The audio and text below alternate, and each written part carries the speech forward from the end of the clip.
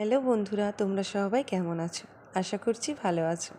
দেখো আমার বাড়ির গাছের লেবুগুলো গন্ধরাজ লেবু, কিন্তু কি হারে লেবু এসেছে এবছর। জানো তো, এই প্রথম এত লেবু হয়েছে এবছর। কিন্তু আমি ভীষণ পরিমাণে যত্ন করেছি।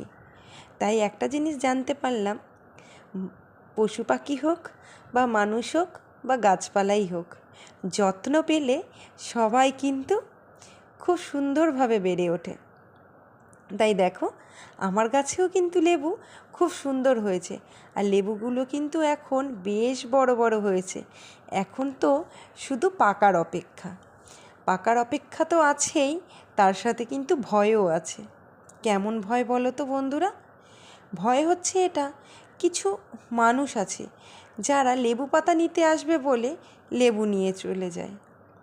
এখন সেটারই ভয় রয়েছে। আর আমার ভিডিও তোমাদের